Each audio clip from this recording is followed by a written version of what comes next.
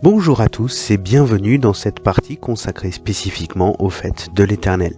Cette portion de la série de vidéos sera réalisée en deux parties afin de séparer le temps des fiançailles de celui du mariage, des fêtes de printemps et celles d'automne. Et tout cela dans le but de pouvoir analyser chaque fête en lien avec les jours de la création et leur réalisation dans la personne du Messie.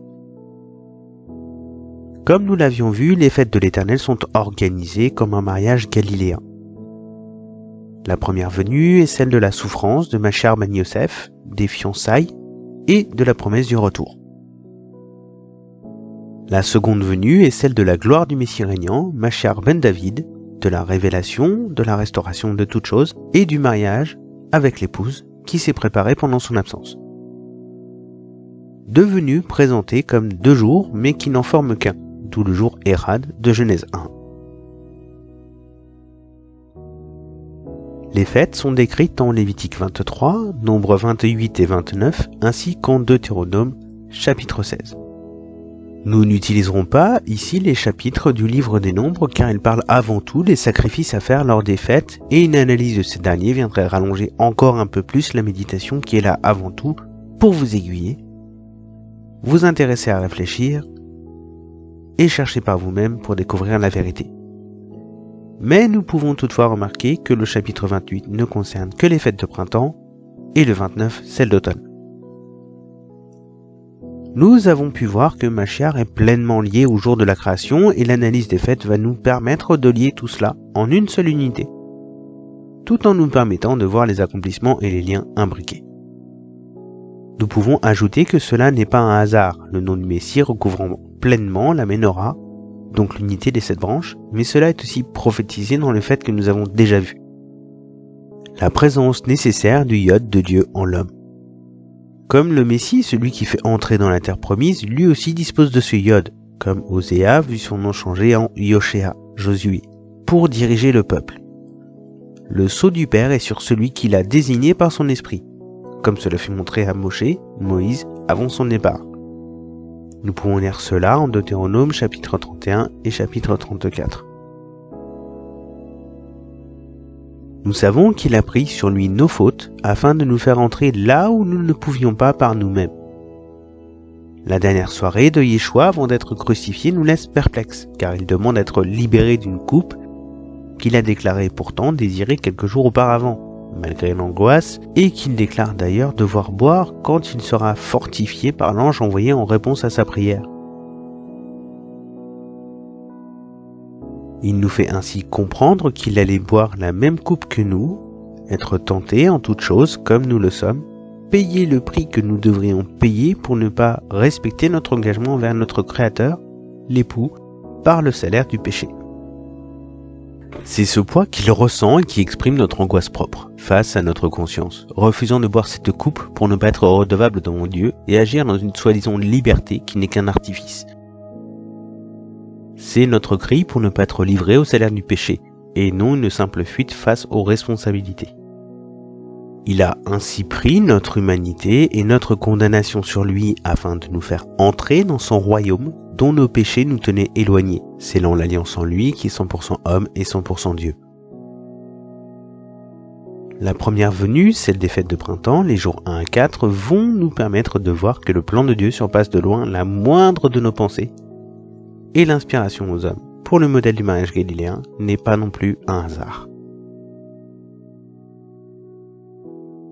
Lévitique, chapitre 23, versets 1 à 4. L'Éternel dit à Moïse, transmets ses instructions aux Israélites. Les fêtes de l'Éternel que vous proclamerez seront de saintes assemblées. Voici quelles sont mes fêtes. On travaillera 6 jours, mais le 7e jour est le Shabbat, le jour du repos. Il y aura une sainte assemblée. Vous ne ferez aucun travail, c'est le Shabbat de l'Éternel, dans toutes vos maisons. Voici les fêtes de l'Éternel, les saintes assemblées que vous proclamerez à la date fixée pour elles. Le début du chapitre de Lévitique 23 reprend les observations faites lors de la précédente vidéo, à savoir que Shabbat est le fil conducteur des fêtes. Il est ainsi, ici, mis en avant toutes les fêtes, à part et entre 2 itérations des fêtes de l'Éternel, afin que nous puissions comprendre cette importance. faisant du Shabbat la première chose avant la chute et la dernière chose venant la conclure pour le Shabbat éternel, rappelant l'appel à faire de Shabbat un délice. Ésaïe, chapitre 58, versets 13 à 14.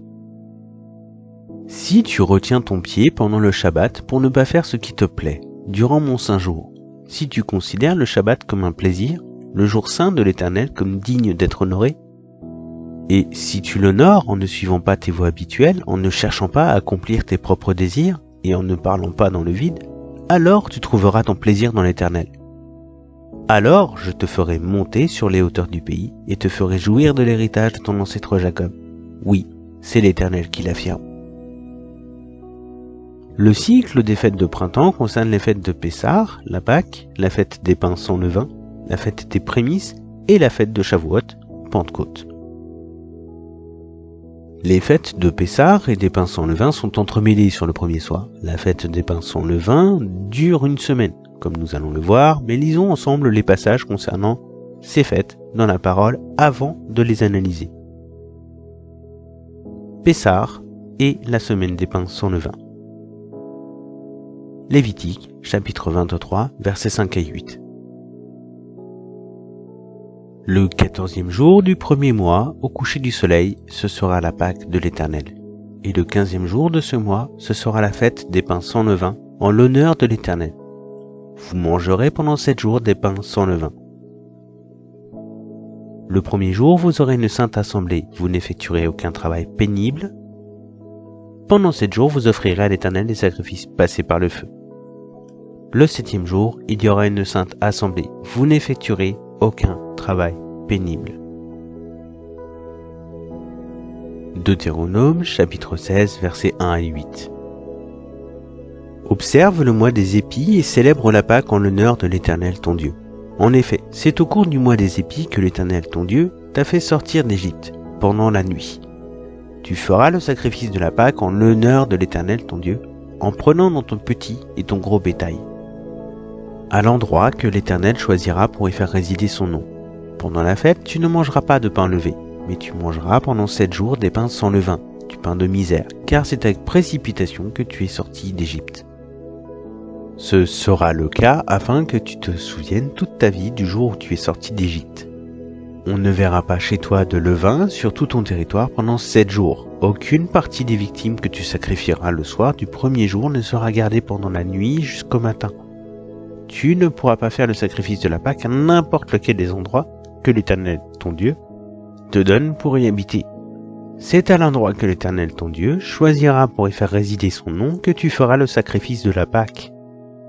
Tu le feras le soir, au coucher du soleil, au même moment que ta sortie d'Égypte. Tu feras cuire la victime et tu la mangeras à l'endroit que l'Éternel, ton Dieu, choisira. Le matin, tu pourras repartir et t'en aller vers tes tentes. Pendant 6 jours, tu mangeras des pains sans levain, et le 7e jour, il y aura une assemblée solennelle en l'honneur de l'Éternel, ton Dieu. Tu ne feras aucun travail.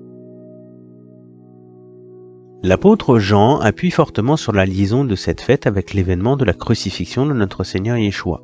Nous le voyons dans les versets de l'évangile de Jean, chapitre 18, verset 28, Jean, chapitre 19, verset 14, Jean, chapitre 19, verset 31, et Jean, chapitre 19, verset 42, où le fait d'être répété devrait nous rappeler ce que l'apôtre avait déjà dit dans son prologue en Jean, chapitre 1, verset 29.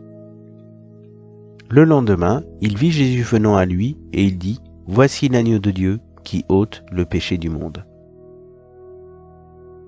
Ici, ce n'est donc pas pour rappeler que les fêtes sont celles des Juifs pour les séparer, mais bien leur rappeler leur héritage et les ramener à leur Messie, que Jean ne cesse de les rappeler en les mentionnant dans son témoignage.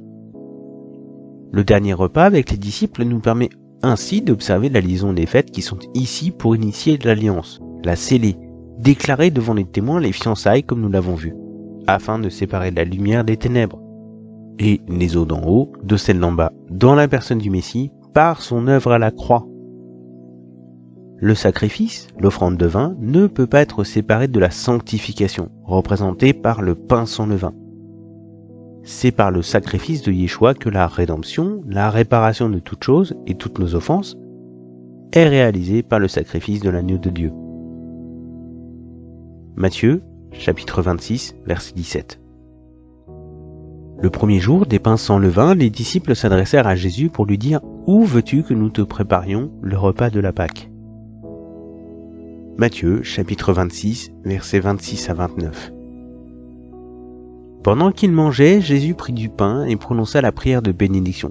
Puis il le rompit et le donna aux disciples en disant « Prenez, mangez, ceci est mon corps. » Il prit ensuite une coupe et remercia Dieu. Puis il la leur donna en disant « Buvez-en tous, car ceci est mon sang. Le sang de la nouvelle alliance, qui est versé pour beaucoup, pour le pardon des péchés. Je vous le dis, je ne boirai plus désormais de ce fruit de la vigne, jusqu'au jour où je le boirai nouveau avec vous, dans le royaume de mon Père. » Ces étapes nous montrent que nous ne pouvons rien dissocier de la personne du Messie, rien dissocier des fêtes dont l'ordre et la présentation regorgent de notions essentielles à la compréhension de qui est réellement Dieu et ce qu'il désire pour nous. Tout comme les jours de la création sont un ensemble, les fêtes nous montrent un autre ensemble qui lui fait écho, tout en apportant une révélation partielle et complémentaire, afin que nous poursuivions notre recherche et retrouvions notre relation avec notre Créateur. Un fait, toutefois, se dégage dans chacune des lignes qui nous servent à analyser. Matthieu, chapitre 19, verset 26. Luc, chapitre 18, verset 27. Et Marc, chapitre 10, verset 27. Jésus les regarda et leur dit « Aux hommes cela est impossible, mais à Dieu tout est possible. » L'initiative vient toujours de Dieu, jamais de nous, car nous n'en avons ni la force, ni, avant de découvrir ce qu'il a fait, le désir de notre rébellion. Le don de Dieu est gratuit et ne couvre aucun petit caractère trop petit pour être illisible, car Dieu a inspiré des hommes afin de nous faire connaître sa volonté et la vérité sans rien nous en cacher de ce qui nous est nécessaire et utile pour revenir à lui. Colossiens chapitre 1, versets 19 à 20. Car Dieu a voulu que toute plénitude habitât en lui. Il a voulu par lui réconcilier tout avec lui-même, tant ce qui est sur la terre que ce qui est dans les cieux, en faisant la paix par lui, par le sang de la croix. La première Pâque, vécue par le peuple hébreu, israélite, annonçait une plus grande Pâque, non pour effacer celle déjà réalisée, mais comme le tabernacle était un enseignement dans le désert, était une représentation physique de la réalité spirituelle, il fallait un plus grand que Moïse pour établir le véritable temple de Dieu en réalisant la restauration de toutes choses, Tikkun Olam, pour sauver son peuple du véritable pharaon invisible aux yeux des hommes, bien qu'ils puissent laisser leur voix s'élever pour se plaindre de leurs conditions. La liaison avec le premier jour et le second sont ici flagrantes entre la séparation des ténèbres et de la lumière, la séparation des eaux qui représente la séparation du profane et du sacré. Pessah, Pâques, est la démonstration de la victoire de Dieu sur le monde, et c'est ce que nous rappelle 1 Jean, chapitre 4, verset 4. Vous, petits enfants, vous êtes de Dieu, et vous les avez vaincus, parce que celui qui est en vous est plus grand que celui qui est dans le monde. C'est cette victoire vivante et vibrante en nous dont parle la prochaine fête que nous allons aborder ensemble. La fête des prémices. Lévitique, chapitre 23, versets 9 à 14.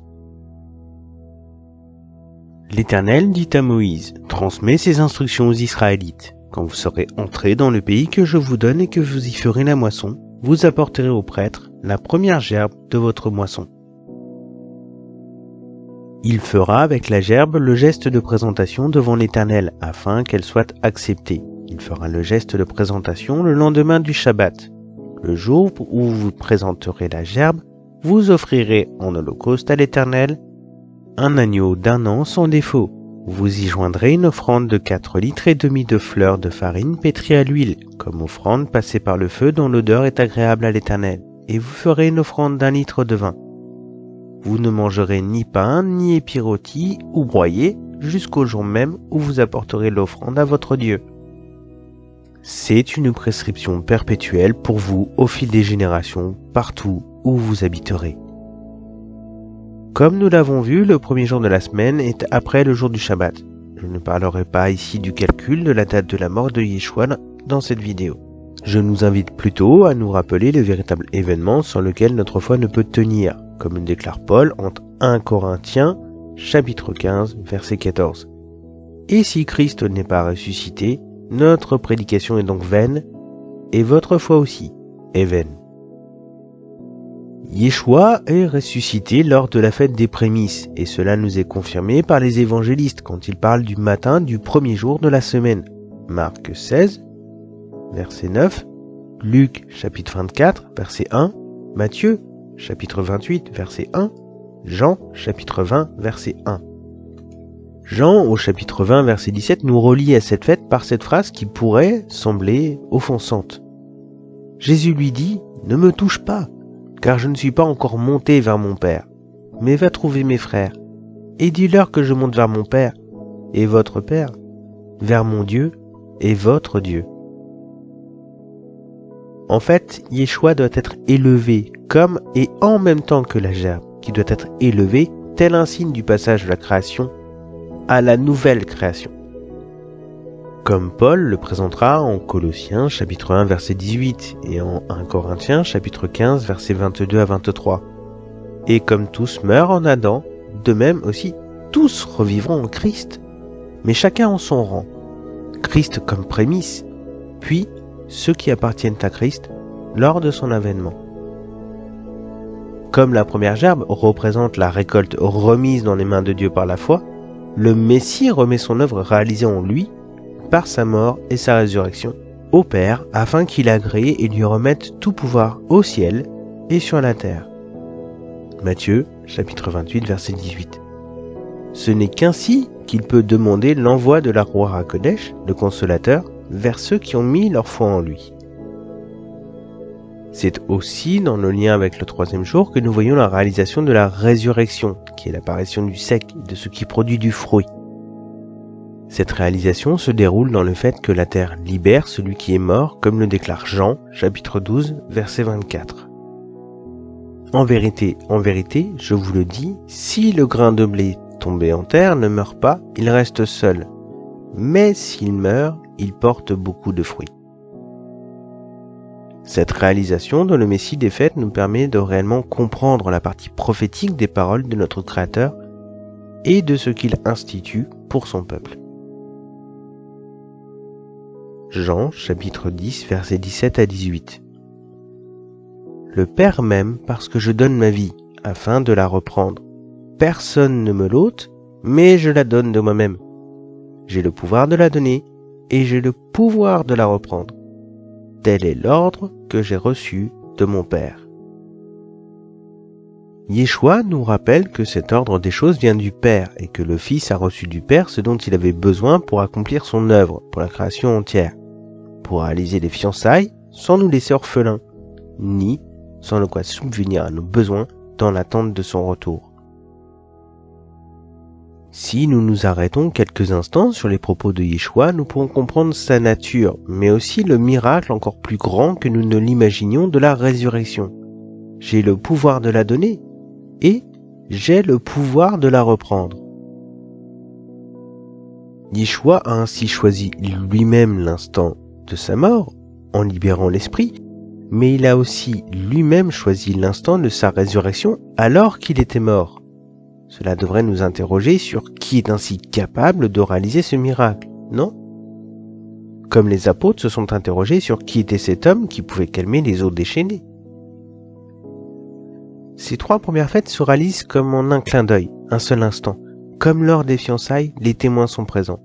Le message vidéo, grâce imméritée, mentionne déjà ce fait, en analysant la véracité de la mort et la résurrection de Yeshua HaMashiach, si vous ne l'avez pas visionné, afin d'attester les faits, et ce ne sont pas que les apôtres, mais toute la création qui a pu observer tout cela. Matthieu, chapitre 27, versets 50 à 53. Marc, chapitre 15, versets 37 à 38. Et Luc, chapitre 23, verset 45. Jésus poussa de nouveau un grand cri et rendit l'esprit. Et voici que le voile du temple se déchira en deux depuis le haut jusqu'en bas. La terre trembla, les rochers se fendirent, les tombeaux s'ouvrirent, et les corps de plusieurs saints qui étaient morts ressuscitèrent. Étant sortis des tombes, ils entrèrent dans la ville sainte après la résurrection de Jésus et apparurent un grand nombre de personnes. Matthieu rajoute aussi ceci au verset du chapitre 28, versets 1 à 7. Après le sabbat, à l'aube du premier jour de la semaine, Marie de Magdala et l'autre Marie allèrent voir le sépulcre. Et voici, il y eut un grand tremblement de terre, car un ange du Seigneur descendit du ciel, vint rouler la pierre et s'assit dessus. Son aspect était comme l'éclair et son vêtement blanc comme la neige. Les gardes tremblèrent de peur et devinrent comme morts. Mais l'ange prit la parole et dit aux femmes, « Pour vous, ne craignez pas, car je sais que vous cherchez Jésus qui a été crucifié. Il n'est point ici. Il est ressuscité comme il l'avait dit. Venez, voyez le lieu où il était couché. Et allez promptement dire à ses disciples qu'il est ressuscité des morts. Et voici, il vous précède en Galilée. C'est là que vous le verrez. Voici, je vous l'ai dit. » Quand nous parlons de la création, nous parlons autant du visible que de l'invisible, car Dieu n'a pas désiré tenir éloigné un seul pan de la création, et restaurer autant ce qui est dans le ciel que ce qui est sur la terre. Romains chapitre 8, versets 20 à 23 nous l'exprime ainsi. Car la création a été soumise à la vanité, non de son gré, mais à cause de celui qui l'y a soumise, avec l'espérance qu'elle aussi sera affranchie de la servitude de la corruption, pour avoir part à la liberté, de la gloire des enfants de Dieu. Or, nous savons que, jusqu'à ce jour, la création tout entière soupire et souffre les douleurs de l'enfantement. Et ce n'est pas elle seulement, mais nous aussi, qui avons les prémices de l'Esprit, nous aussi nous soupirons en nous-mêmes, en attendant l'adoption, la rédemption de notre corps. Cette victoire est donc célébrée comme les prémices de la victoire finale qui a réalisé mais pas encore pleinement dévoilée, afin que nous cherchions à être reconnectés en vérité et en esprit à notre Créateur. C'est d'ailleurs tout l'objet du dernier livre de la parole, l'Apocalypse, qui signifie révélation. Le temps de la fin est un temps de révélation, de restauration pleine et entière des choses par le nouveau ciel et la nouvelle terre, par le jugement des hommes et de leurs œuvres, ainsi que de l'ennemi. La prochaine fête se déroule après un laps de temps qui nous rappelle le désir de Dieu, déclaré en 2 Pierre, chapitre 3, verset 9. Le Seigneur ne tarde pas dans l'accomplissement de la promesse, comme certains le pensent. Au contraire, il fait preuve de patience envers nous, voulant qu'aucun ne périsse, mais que tous parviennent à la repentance. Une patience qui nous met en face de l'appel rappelé en Hébreux, chapitre 4, verset 7. C'est pourquoi Dieu fixe de nouveau un jour, aujourd'hui, en disant bien longtemps après, par David, cette parole déjà citée. Aujourd'hui, si vous entendez sa voix, n'endurcissez pas votre cœur. La dernière fête que nous allons aborder vient donc achever le cycle des promesses et des prémices, la fête qui est liée au cadeau de l'époux à l'épouse. Shavuot. Lévitique, chapitre 23, versets 15 à 21. Depuis ce lendemain du Shabbat, depuis le jour où vous apporterez la gerbe pour faire le geste de présentation, vous compterez 7 semaines entières. Vous compterez 50 jours jusqu'au lendemain du 7e Shabbat et vous ferez une offrande nouvelle à l'Éternel. Vous apporterez de vos maisons 2 pains pour qu'ils soient présentés. Ils seront faits avec 4 litres et demi de fleur de farine et cuits avec du levain en tant que première part réservée à l'Éternel. En plus de ces pains, vous offrirez un holocauste à l'Éternel, 7 agneaux d'1 an sans défaut, un jeune taureau et 2 béliers, ainsi que l'offrande végétale et les offrandes liquides qui les accompagnent. Ce sera une offrande passée par le feu dont l'odeur est agréable à l'Éternel. Vous offrirez un bouc en sacrifice d'expiation et 2 agneaux d'1 an en sacrifice de communion. Le prêtre fera pour ses victimes le geste de présentation devant l'Éternel, avec le pain et les 2 agneaux. Elles seront consacrées à l'Éternel et appartiendront au prêtre. ce jour même, vous proclamerez la fête et vous aurez une sainte assemblée. Vous n'effectuerez aucun travail pénible. C'est une prescription perpétuelle pour vous, au fil des générations, partout où vous habiterez. Deutéronome, chapitre 16, versets 9 à 12. Tu compteras 7 semaines. Dès que la faucille sera mise dans les blés, tu commenceras à compter 7 semaines. Puis, tu célébreras la fête des semaines en l'honneur de l'Éternel ton Dieu. Et tu feras des offrandes volontaires en fonction des bénédictions qu'il t'aura accordées. Tu te réjouiras devant l'Éternel ton Dieu, à l'endroit que l'Éternel ton Dieu choisira pour y faire résider son nom. Toi, ton fils et ta fille, ton esclave et ta servante, le Lévite qui habitera dans ta ville, ainsi que l'étranger, l'orphelin et la veuve qui seront au milieu de toi. Tu te souviendras que tu as été esclave en Égypte et tu respecteras ses prescriptions et les mettras en pratique. La fête de Shavuot, connue sous le nom de Pentecôte, ou semaine, est avant tout aussi la date de la réception de la Torah au mont Sinaï, en dehors de celle de la réception de l'Esprit Saint par les disciples à Jérusalem, comme en témoigne Acte 2. Nous savons aussi que cette fête est considérée comme le jour où Dieu a épousé Israël. Cela vient donc achever le cycle des épousailles. Lors de cette fête, nous reviennent en mémoire les paroles d'Ézéchiel, chapitre 36, versets 25 à 27, et Ézéchiel, chapitre 11, versets 18 à 20. Je répandrai sur vous une eau pure, et vous serez purifiés. Je vous purifierai de toutes vos souillures et de toutes vos idoles. Je vous donnerai un cœur nouveau, et je mettrai en vous un esprit nouveau. Je t'aurai de votre corps le cœur de pierre, et je vous donnerai un cœur de chair. Je mettrai mon esprit en vous, et je ferai en sorte que vous suiviez mes ordonnances, et que vous observiez et pratiquiez mes lois. Une fête qui nous rappelle, comme la lecture faite pour l'occasion du livre de Ruth, que nous appartenons à un seul époux.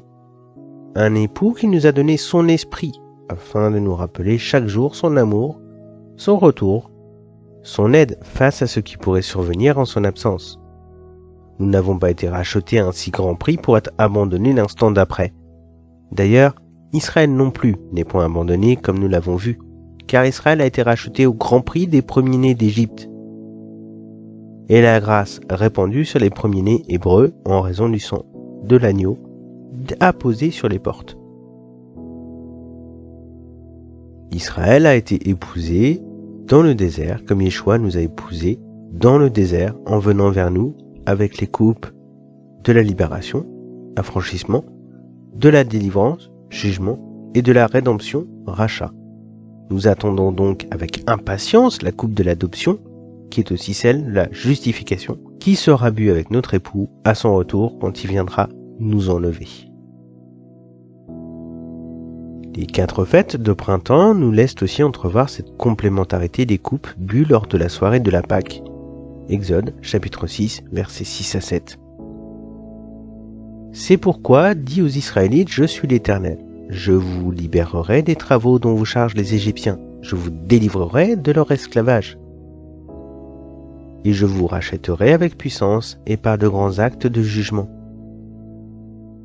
Je vous prendrai pour que vous soyez mon peuple, je serai votre Dieu, et vous saurez que c'est moi, l'Éternel, votre Dieu, qui vous libère des travaux dont vous chargent les Égyptiens.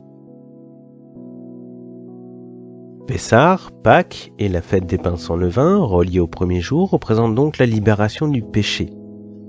La fête des prémices représente la coupe du rachat, à travers la victoire sur la mort des ordonnances contraires effacées. La fête de Shavuot représente la coupe du jugement, car c'est l'esprit qui convaincra de péché, de justice et de jugement. Jean, chapitre 12, verset 8. Cette fête, liée au 4e jour, celui des astres, des saisons et des guides, nous remet en face du don de la Torah et du Consolateur en ce jour bien spécifique. Nous pouvons ainsi penser au jubilé, qui a lieu après cette période de cette année, en la 50e. Nous pouvons voir apparaître ce qui nous est comme le fil conducteur de la venue de Yeshua, la délivrance des captifs, l'affranchissement. Cela fait aussi écho au Shemitah, 7e année, année de relâche, qui peuvent être représentatives des 7 semaines de 7 jours, en étant un appel à veiller durant la période d'absence de notre Seigneur, comme l'enseigne Yeshua en Acte 1, versets 4 et 5. Alors qu'ils se trouvaient en leur compagnie, il leur recommande de ne pas s'éloigner de Jérusalem, mais d'attendre ce que le Père avait promis. De ce que je vous ai annoncé, leur dit-il, car Jean a baptisé d'eau, mais vous, dans peu de jours, vous serez baptisés du Saint-Esprit. Nous continuerons à regarder au Jubilé et au Shemitah lors de la prochaine vidéo, en raison de sa liaison aux fêtes de printemps et d'automne, afin de mieux voir que ce fil conducteur n'est pas un hasard, mais bien la volonté de notre Créateur, qui s'est fait rédempteur pour nous. Avant de nous quitter, je voudrais vous présenter quelques livres qui m'ont aidé dans la compréhension des fêtes et de leur lien avec la personne du Messie Yeshua. Vous pouvez ainsi trouver en français la traduction qui a été faite sur le livre Christ dans la Pâque, issu de la série en anglais Christ dans les fêtes, Christ dans le Shabbat, Christ dans la fête des tabernacles et Christ dans la fête de la Pentecôte.